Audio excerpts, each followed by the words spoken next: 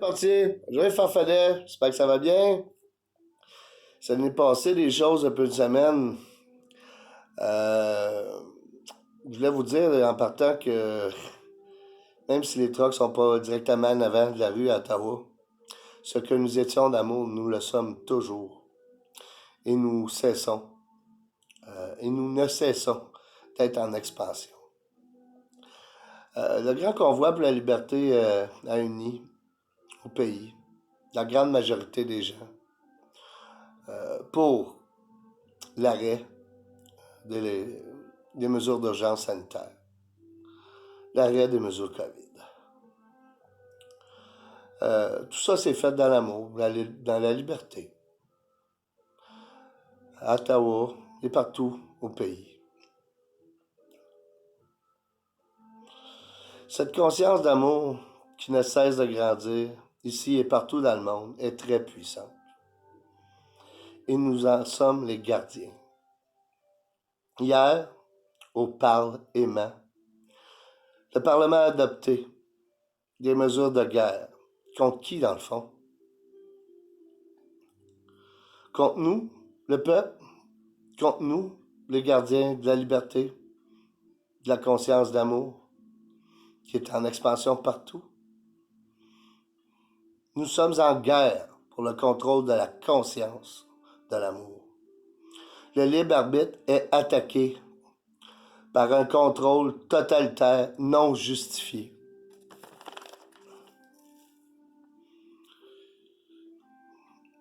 Les forces adverses du cœur ont besoin du consentement de la population pour maintenir leur pouvoir.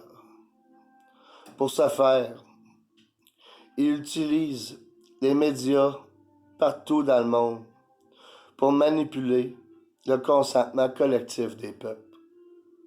Ils veulent contrôler le plus grand pouvoir qui soit, le pouvoir de la pensée créatrice des hommes, le pouvoir du choix, car c'est le choix, le consentement qui est créateur dans notre conscience collective. Nous devons prendre conscience de l'urgence d'être de bons portiers du bonheur, de bons gardiens de cette conscience d'amour et agir en conséquence. Depuis longtemps sur cette terre, des forces adverses du cœur tentent de manipuler, de contrôler la conscience des gens. Souvent dès la petite enfance. Euh, mais là, ça atteint un niveau qui est dangereux. C'est important de garder notre libre arbitre. Ce qui semble vouloir contrôler, c'est vraiment pas le COVID. C'est vraiment les gens. C'est vraiment ce qu'ils pensent.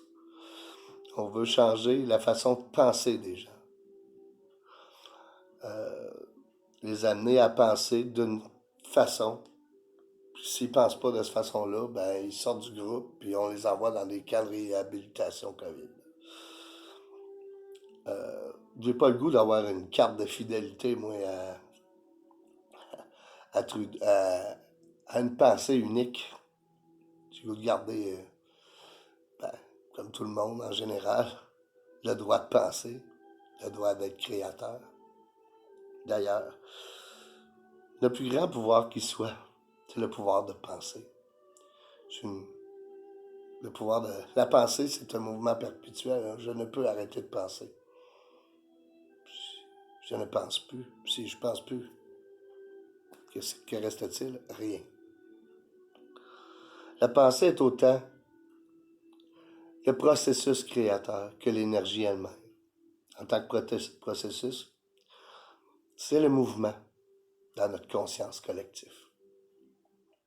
Celui qui contrôle le mouvement de la pensée contrôle l'effet matériel de celle-ci. Le plus grand pouvoir que nous avons reçu à notre naissance, c'est ce pouvoir-là.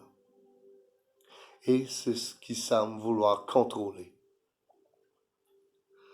Wow, assez c'est assez. Évidemment, nous sommes dans une guerre pour le contrôle de la conscience.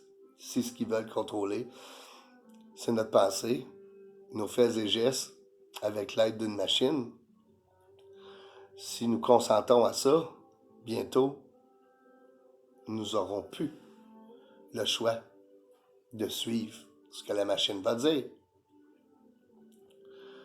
Vous savez, il y a partout dans le monde, à de gros des endroits, ils installent des caméras